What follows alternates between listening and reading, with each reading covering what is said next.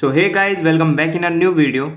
तो गाइस, आज के हम इस वीडियो लेक्चर में स्टार्ट कर रहे हैं बी फार्म 6 सेमेस्टर का एक और सब्जेक्ट जिसका नाम है बायोटेक्नोलॉजी। ठीक है, फार्मास्यूटिकल बायोटेक्नोलॉजी। तो आज हम इसका ब्रीफ इंट्रोडक्शन देखने वाले हैं, क्योंकि देखो ये नई सब्जेक्ट है तो इसका इंट्रो तो मस्ट है। मतलब हमको जानना पड़ेगा ये सब्जेक्ट है क्या और इसमें हम क्या क्या पढ़ने वाले हैं। और जो इसका यूनिट का मतलब पार्ट ए है उसमें यही है कि brief introduction of pharmaceutical biotechnology with reference to pharmaceutical science. तो आज उसी वाले टॉपिक को हम कवर करने वाले हैं इस वीडियो में। इससे पहले हम बायो फार्मास्यूटिक्स जो है उसकी यूनिट 1 हम ऑलरेडी कवर कर चुके हैं। अगर वो नहीं देखी है उस सब्जेक्ट का वीडियो तो उसको जरूर से देख लेना एक बार। ठीक है, तो आज इसका यूनिट 1 का लेक्चर नंबर 1 होने वाला है बायोटेक्नोलॉजी का।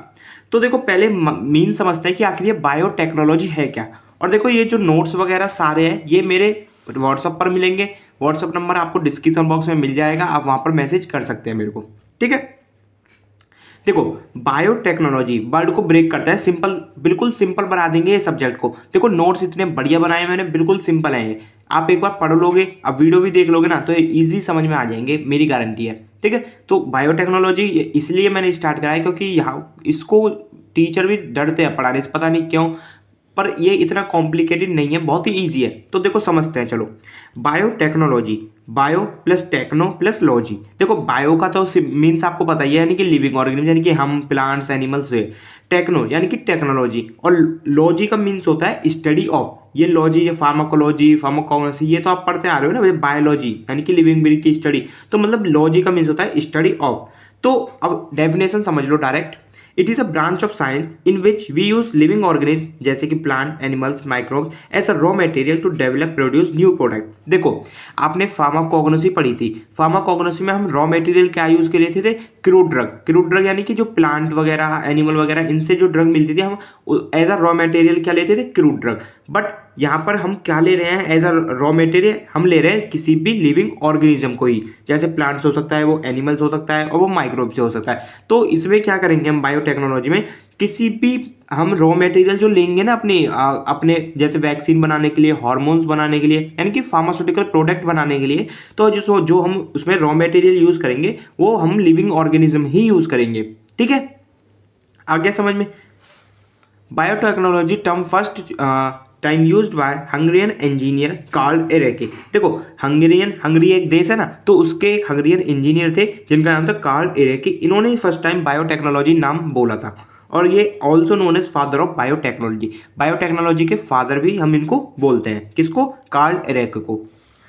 अब इन्होंने भी एक डेफिनेशन दी थी, वो भी आपको पढ़नी इंपॉर्टेंट है, क्योंकि अगर एग्जाम में आता है कि डिफाइन बायोटेक्नोलॉजी तो यही वाली डेफिनेशन उसमें चलेगी। Biotechnology was simply the process of using technology to convert new biological material into a useful product. देखो इसमें सिंपल लिखा हुआ है कि the process of using technology, यानी कि टेक्नोलॉजी का हम यूज कर रहे हैं किस लिए? कन्वर्ट करने के लिए किसी बायोलॉजिकल मटेरियल को किसी अनदर यूजफुल प्रोडक्ट के लिए। देखो बायोलॉजिकल मटेरियल क्या हो गया?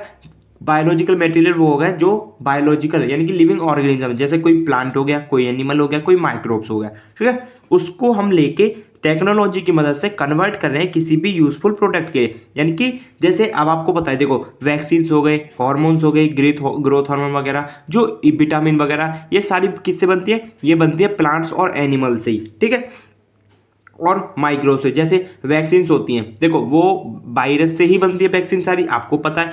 और ये एंटीबायोटिक्स है, एंटीबायोटिक्स आपकी सारी कहाँ से बनती है?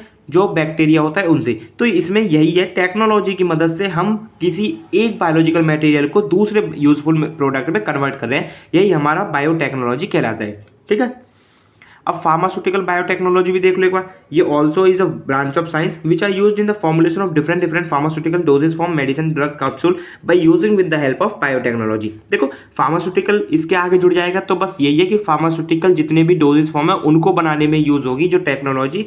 इसके साथ जो टेक्नोलॉजी यूज होगी वो पूरी हम इसमें पढ़ेंगे फार्मास्यूटिकल बायोटेक्नोलॉजी में। ठीक है, जैसे कि एग्जाम्पल मैंने बताया ही आपको, ह्यूमन इंसुलिन हो गया, एंटीबायोटिक्स हो गया, ये फलाना। ठीक है, तो ये हो गया हमारा इसका इंट्रोडक्शन। अब आगे देखते हैं। देखो अब भी आप समझ जाओगे इसे, जस्ट फॉर एग्जांपल जैसे कोई माइक्रोब है, ठीक है, बैक्टीरिया ले लेते हैं example, bacteria with the help of technology, हमने टेक्नोलॉजी के कुछ हेल्प करके ड्रग बनाई, ठीक है। माइक्रोब से, अब देखो जैसे एग्जांपल ले लो, एक फंगस है जैसे पेनिसिलियम नोटेटम, तो उससे हम टेक्नोलॉजी की मदद से एक्सट्रैक्शन आइसोलेशन जो करते हैं वगैरह, ये टेक्नोलॉजी तो ही है, तो इसकी मदद से हम पेनिसिलिन एक्सट्रैक्ट करते हैं ड्रग, तो वो ड्रग बन गई। अब इसके साथ हम कोई भी एक्सीपिएंट मिलाकर ड्रग, हमारी क्रूड ड्रग आ गई मतलब, तो ड्रग मिलाकर इसके साथ कुछ एक्सीपिएंट मिलाकर हमारी बन जाएगी एक टैबलेट, ठीक है। अब देखो जो माइक्रोब था हमारा, वो था हमारा रॉ मटेरियल, मैंने पीछे बताया ना कि रॉ मटेरियल जो होगा वो हम लिविंग ऑर्गेनिज्म ही यूज करेंगे, तो माइक्रोब हो गया हमारा रॉ मटेरियल, टेक्नोलॉजी ये आ ही गई ऊपर, और ये जो ड्रग बनी है ये हो गया हमारा फार्मास्यूटिकल, तो ये पूरी हो गई फार्मास्यूटिकल बायोटेक्नोलॉजी कंबाइन, हम इसको बोल सकते हैं, ठीक है। तो आ गया आपकी समझ फार्मास्यूटिकल बायोटेक्नोलॉजी, यही हमको समझना था। अब कुछ इसकी हिस्ट्री देख लो, हिस्ट्री में आपको बस कुछ नहीं, बस कुछ देखना है कि कब क्या डेवलप हुआ। रॉबर्ट हुक थे हमारे साइंटिस्ट, 1665 में इन्होंने सेल डिस्कवर करी, यानी कि खोज करी सेल की। रॉबर्ट ब्राउन ने 1830 में न्यूक्लियस, प्लांट सेल के अंदर न्यूक्लियस पाया। जॉन फ्रेडरिच ने 1869 में डीएनए की खोज करी। वॉस्टन एंड क्रिक 1869 में डीएनए के स्ट्रक्चर को फाउंड करा। मार्शल नियनबर्ग में 1964 में जेनेटिक कोड की खोज करी। एल्ब्रेक्ट कोसल ने 1879 में न्यूक्लिक एसिड का पता लगाया, और 2008 में हमारा प्लांट बेस्ड वैक्सीन आ चुकी, ठीक है। ये थी हमारी हिस्ट्री बायोटेक्नोलॉजी की। अब इसके समझते हैं ब्रांचेस। तो देखो 2 नंबर अभी आपके सेशनल होंगे जैसे, तो ये ब्रांच वाला क्वेश्चन भी उसमें आ जाता है, क्योंकि यूनिट 1 ही आती है उसमें, और यूनिट 1 में पूरा ही आएगा, तो ब्रांच अच्छे से समझते हैं। चलो इसकी 5 ब्रांच है, देखो मेनली मैंने सारी यहाँ पर बुक वगैरह की रेफरेंस लिया है, तो मेनली मुझे 5 मिली है यहाँ पर। पहली प्लांट बायोटेक्नोलॉजी, दूसरी animal biotechnology, industrial biotechnology, medical biotechnology, environmental biotechnology. तो एक एक करके समझते हैं। फर्स्ट आता है हमारा plant biotechnology. So it is a combination of tissue culture and genetic engineering. तो देखो इसमें क्या होता है, टिश्यू कल्चर, यानी कि टिश्यू जो हमारी होती है उसको हम कल्चर कराते हैं, यानी कि ग्रो कराते हैं। जैसे आपने माइक्रोबायोलॉजी में एनिमल सेल कल्चर पढ़ा था ना, सेम वही टिश्यू कल्चर। और जेनेटिक इंजीनियरिंग, इसको आप थोड़ा ध्यान रखना, जेनेटिक इंजीनियरिंग, इसको हम आगे मैं बताऊंगा ये कितनी इंपॉर्टेंट है। It deals with development of transgenic plant with resistant to biotic and abiotic stress. देखो यहाँ पर हम बनाते हैं, प्लांट है तो ट्रांसजेनिक प्लांट बनाएंगे, एनिमल है तो ट्रांसजेनिक प्लांट एनिमल बनाएंगे। अब ये ट्रांसजेनिक क्या है ये आपको मैं समझाऊंगा थोड़ा बाद, ठीक है। अभी इसी वीडियो में समझाऊंगा, बस थोड़ा सा आगे, ठीक है। तो ध्यान रखना, बस ट्रांसजेनिक वर्ड आप ध्यान रखना।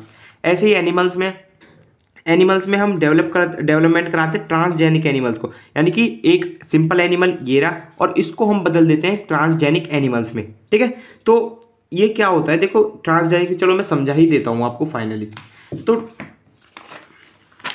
देखो जैसे ये कोई भी हमारा एक एनिमल है, यानी कि प्लांट है, कोई भी कुछ भी ले लो, एक एनिमल प्लांट है, तो इसके अंदर हम जैसे इसका जीन है, इसका यहाँ पर हमने कोई भी आउटसाइडर कोई भी जीन लिया, ठीक है। अब ये जीन है, ये हमारा डीएनए फ्रैगमेंट, अब जो भी कह लो इसको, तो इसको हम अपनी तरीके से मॉडिफाई कर सकते हैं, इसको हम अपनी तरीके से बना सकते हैं।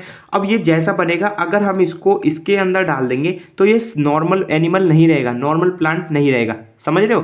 तो ये तो हमने खुद ही बनाया है लैब में, मॉडिफाई खुद करा है हमने, तो इसके अंदर जो जो चीज़ें हमने डाली हैं, अगर हम इसी जीन को उठा के इसके अंदर टेक्नोलॉजी की मदद से डाल दें, ठीक है, तो ये बन जाएगा हमारा ट्रांसजेनिक। अब प्लांट है तो ट्रांसजेनिक प्लांट, एनिमल है तो ट्रांसजेनिक एनिमल, ठीक है। अब ये हम इसको डालते किसकी मदद से, वो डालते हम rDNA technology, recombinant DNA technology.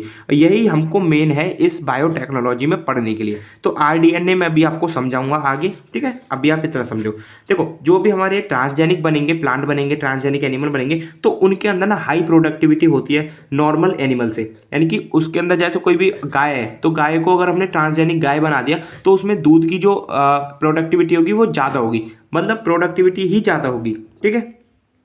और इसमें हमारा इन विट्रो फर्टिलाइजेशन भी होता है एग्स का, ठीक है, यानी कि लैब के अंदर। इंडस्ट्रियल की बात करें तो it deals with commercial production of various useful organic substance such as acetic acid, citric acid, glycerine and antibiotic. देखो इंडस्ट्री में तो कुछ कमर्शियल प्रोडक्शन के लिए ही यूज होगी ये टेक्नोलॉजी, तो जैसे कि एसिटिक एसिड हो गया, सिट्रिक एसिड हो गया, ग्लिसरीन वगैरह हो गया, और कुछ एंटीबायोटिक जैसे पेनिसिलिन, एजिथ्रोमाइसिन, ये। फिर है मेडिकल बायोटेक्नोलॉजी। मेडिकल टेक्नोलॉजी यानी कि डायग्नोसिस, किसी बहुत ज़्यादा ड्रग्स के लिए, डिजीज़ के लिए, उसके डायग्नोस के लिए ये यूज़ होगी, लार्ज स्केल पर होती है ये मेडिकल बायोटेक्नोलॉजी में। वैक्सीन हम इसी की मदद से बनाते हैं, हॉर्मोन्स हम इसी की मदद से बनाते हैं, और एंटीबायोटिक मैंने बता ही दिया, ठीक है। तो ये हो गया मेडिकल बायोटेक्नोलॉजी। लास्ट आता है हमारा एनवायरमेंटल बायोटेक्नोलॉजी। तो एनवायरमेंटल यानी कि इसमें हम करते हैं जैसे कि जो वेस्ट है, यानी कि जो सीवेज वाटर आता है आपका नदी वगैरह से, उसका जो डिटॉक्सिफिकेशन होता है ना, वो इस एनवायरमेंटल बायोटेक्नोलॉजी की मदद से ही होता है। ठीक है, और प्लांट डिसीज को भी ये रोकता है एनवायरमेंटल बायोटेक्नोलॉजी। अब देखो इसके हमको पढ़ने हैं ऑब्जेक्टिव, यानी कि फार्मास्यूटिकल बायोटेक्नोलॉजी के ऑब्जेक्टिव क्या है। So help in formulation of more safe, more pure, more stable hormones, vaccine, pharmaceutical dosages form. देखो हम पहले जो हमने इंडस्ट्रियल फार्मेसी अभी पढ़ा था 5th सेम में, उसमें भी हम ड्रग बना रहे थे, कैप्सूल बना रहे थे, टैबलेट बना रहे थे, ऑप्थेल्मिक प्रिपरेशन बना रहे थे, एरोसोल्स बना रहे थे। तो बना रहे थे तो हमको इसकी ज़रूरत क्यों पड़ी, हम फार्मास्यूटिकल बायोटेक्नोलॉजी क्यों, फिर बायोटेक्नोलॉजी टर्म क्यों यूज़ कर रहे हैं हम। देखो बायोटेक्नोलॉजी हम इसलिए यूज़ करते हैं अपने इंडस्ट्रियल प्रिपरेशन, फार्मास्यूटिकल प्रिपरेशन में, क्योंकि जब हम बायोटेक्नोलॉजी इस्तेमाल कर लेते हैं ना, अब देखो आपको पता है जहाँ टेक्नोलॉजी इस्तेमाल होगी वहाँ पर चीज़ें अच्छी ही बनेंगी। तो यही काम यहाँ पर होता है, जो फॉर्मुलेशन हो रहा है उसमें वो ज़्यादा सेफ होता है, ज़्यादा प्योर होता है और ज़्यादा स्टेबल होता है। अब देखो ये जो हार्मोन्स हो गए, वैक्सीन्स हो गए, एंटीबायोटिक्स हो गई, ये प्योर होनी ही चाहिए। जैसे टैबलेट वगैरह इनमें 1-2% इम्प्योरिटी चल भी जाती है, बट ये जो हमारी ये वैक्सीन्स हो गई, हार्मोन्स हो गए, ये पूरी 99% प्योर होनी ही चाहिए। तो इसलिए हम फार्मास्यूटिकल बायोटेक्नोलॉजी की मदद से इनको हम बनाते हैं। ठीक है, to produce new pharmaceutical design and produce drug, तो फार्मास्यूटिकल डिजाइन भी हम इसी की मदद से प्रोड्यूस करते हैं और नई ड्रग भी इसकी मदद से प्रोड्यूस करते हैं। To manufacture drug more easily and economically, देखो इससे जो इसकी कुछ टेक्निक ऐसी होती है जो चीप होती है, यानी कि इकोनॉमिक होती है। ठीक है, टू प्रोड्यूस एंटीबायोटिक, ये हो गए इसके ऑब्जेक्टिव। अब इसकी देखो application, it include standardisation of, देखो इसकी मदद से हम कुछ ड्रग्स का स्टैंडर्डाइजेशन भी कर सकते हैं। जैसे कुछ हो गए, जैसे मोनोक्लोनल एंटीबॉडी हो गई, कीमोथेराप्यूटिक एजेंट्स हो गए, यानी जो कैंसर वगैरह को ट्रीट करते हैं, उनका स्टैंडर्डाइजेशन भी इसकी मदद से हम कर सकते हैं। ह्यूमन जीन थेरेपी में इसका यूज़ है। ऑटोनोमेट, ये देखो जितनी भी चीज़ें आएंगी ना, ये सारी ये हम चैप्टर 22 हम आगे पढ़ने वाले हैं, टेंशन मत लो। ह्यूमन जीन थेरेपी में इसका यूज़ है। Automated bio screening for therapeutic agent, जो थेराप्यूटिक एजेंट है उनकी बायो स्क्रीनिंग करने के लिए इसका यूज़ है। Improve production of vitamin B12, vitamin B12 का प्रोडक्शन को इंप्रूव करने के लिए। Large scale production of fructose from inexpensive form of glucose, देखो जो फ्रक्टोज है वो ज़्यादा इनएक्सपेंसिव मोड में हम इसको ज़्यादा प्रोडक्शन कर सकते हैं ग्लूकोज से। ठीक है, production of bio pesticide and bio fertiliser, bio pesticide और बायो फर्टिलाइजर्स का हम इसकी मदद से प्रोडक्शन ज़्यादा कर सकते हैं। और कुछ एप्लीकेशन है वो भी देख लो। Production of transgenic plant and transgenic animal, देखो अब आपकी समझ में आ गया ट्रांसजेनिक क्या है, तो कमेंट में कमेंट करके दिखाओ, कमेंट करके बताओ कि ट्रांसजेनिक है क्या, अपने वर्ड में बताओ। प्रोडक्शन ऑफ फाइटोसिंथेटिकली इफेक्टिव प्लांट, जब हम बायोटेक्नोलॉजी की मदद से ये प्लांट में जीन वगैरह ट्रांसफर करेंगे तो वो ज़्यादा इफेक्टिव होगा। Microbiological based production of human insulin and interferons, production of vaccine. ठीक है, ये हो गए अब हमारा पूरा एप्लीकेशन फार्मास्यूटिकल बायोटेक्नोलॉजी का। अब देखो मैं आपको कुछ टर्म्स जो आगे काफ़ी ज़्यादा यूज होने वाले हैं वो बताने वाला हूँ। सबसे पहले बताने वाला हूँ मैं RDNA क्या है। RDNA का मीन्स है रिकॉम्बिनेंट DNA। R का मीन्स हो गया रिकॉम्बिनेंट, और देखो ये DNA, ठीक है, रिकॉम्बिनेंट DNA। अब देखो अब ये समझते हैं कि आखिर ये रिकॉम्बिनेंट DNA क्या है। This DNA is transfer in host cell body with the help of vector which work as a carrier. देखो सिंपल फंडा क्या होता है मैं वो बता देता हूँ, आपको क्लियर कर देता हूँ। ये हमारा कोई भी जीन है, ठीक है, ये हमने खुद बनाया है, ध्यान रखना हमने खुद बनाया है ये। अब जब हम इसको किसी भी अनदर होस्ट, यानी कि होस्ट या हम ह्यूमन ही मान लो, ह्यूमन में ह्यूमन की सेल हो गई, अब ह्यूमन सेल में अगर हम इसको ट्रांसफ़र कराएंगे तो ऐसा तो है नहीं कि इंजेक्शन में भरा और ये डायरेक्ट डाल दिया, नहीं वैसा नहीं होगा। इसकी मतलब हमको कुछ टेक्निक तो यूज़ करनी पड़ेगी ही पड़ेगी, बट एक चीज़ और यूज़ होगी, वो होगा इसके साथ वेक्टर। ठीक है, ये ध्यान रखना बस, वेक्टर ये आगे जाके बायोटेक्नोलॉजी में यूज़ होगा ही होगा, हर टाइम होगा वेक्टर। वेक्टर क्या है, वेक्टर एक ऐसा कैरियर वर्क करता है, ऐसा कैरियर क्या होता है, यानी कि जो कैरी करता है। अब ये वेक्टर क्या करेगा, इस जीन को, इस DNA को कैरी करेगा और ये कैरी करके इस होस्ट सेल के अंदर तक पहुंचाएगा। ठीक है, वही होता है DNA को हम ट्रांसफर करते हैं होस्ट सेल में, किसकी मदद से, वेक्टर की मदद से। वेक्टर क्या, which work as a carrier हमारा वर्क करेगा। देखो RDNA क्या है, अब ये एक कॉम्बिनेशन होता है डिजायरेबल जीन का। ठीक है, तो RDNA हम खुद ही मॉडिफाई करके खुद बनाते हैं RDNA। तो RDNA बन चुका है, अब उसके साथ हम कोई भी वेक्टर यानी कि जो कैरियर है उसको मिलाकर देखो हमारा जो डीएनए है उसको हम डिजायरेबल जीन में कन्वर्ट करके उसके साथ वेक्टर जोड़ के उसको हम आरडीएनए बना दे रहे हैं। आरडीएनए मैंने कहा इसको हम काइमेरिक डीएनए भी बोल सकते हैं। तो ये अब इसको हम ट्रांसफर करेंगे होस्ट सेल में, तो ये और ज़्यादा ये जो हमारे ट्रांसजेनिक बना रहे हैं ना, ट्रांसजेनिक एनिमल ट्रांसजेनिक बना रहे हैं, तो ये हमारे बन जाएंगे। ठीक है, आरडीएनए टेक्नोलॉजी यही होती है हमारी। इसको हम और ज़्यादा ब्रीफ में पढ़ेंगे यूनिट नंबर 2 में, टेंशन मत लो। फिर आ जाते हैं जीन। देखो जीन क्या है, जीन होता है एक फ्रेगमेंट ऑफ डीएनए, यानी कि जैसे ये हमारा पूरा डीएनए है, ठीक है, ये डीएनए हो गया, सॉरी ये पूरा डीएनए। अब इसको हम जैसे कट करते हैं, जिसको अगर हम थोड़ा कट करेंगे तो ये ऐसे छोटे छोटे पार्ट में टूट जाता है। ठीक है, तो यही आपका जीन, ये फ्रेगमेंट ऑफ डीएनए कहलाता है, यानी कि जीन। ठीक है, which control our trait character. जो जो जीन वगैरह होते हैं ये हमारे कैरेक्टर को भी ट्रीट करते हैं, ठीक है, कंट्रोल करते हैं। अब जीन थेरेपी क्या है? जीन थेरेपी होता है कि आपकी बॉडी में मान लो कोई भी इम्यूनो डिफिशियंसी हो गई, उसमें हम क्या करेंगे, जो आपकी बॉडी का नॉर्मल जीन है उसको हम रिप्लेस कर देंगे एक हमारे जो हमने खुद मॉडिफाई करा है जीन उससे। ठीक है, जीन थेरेपी ये होती है। फार्माकोजिनोमिक्स, तो इसमें जो जीनोम का इसमें हम स्टडी करते हैं role of genome in drug response. Drug response में जीनोम का क्या रोल होने वाला है वो हम इसमें स्टडी करते हैं। नेक्स्ट है फिर क्लोनिंग। क्लोनिंग क्या है? It is a process of generating a genetically identical copy of a cell और ऑर्गेनिज्म। क्लोन आपने सोचा देखा होगा ना, पढ़ा भी होगा। क्लोन यानी कि बहरूपिया, क्लोन यानी कि एक तरह का दूसरा है, सेम टू सेम। तो यही क्लोनिंग यही होती है कि हम जनरेट करते हैं एक जेनेटिकली आइडेंटिकल कॉपी को किसी भी सेल की या किसी भी ऑर्गेनिज्म की। Copy material have same genetic makeup as the original. और जो हम कॉपी मटेरियल बना रहे हैं उसका जो जेनेटिक मेकअप होगा ना, यानी कि वो देखने जेनेटिक उसकी सारी चीज़ें ऐसा ओरिजिनल की तरह ही लगेंगी।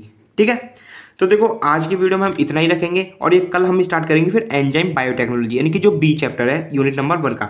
और ये कंप्लीट नोट आपको मिल जाएंगे मेरे व्हाट्सएप पर ही। ठीक है, तो आज की वीडियो में इतना ही।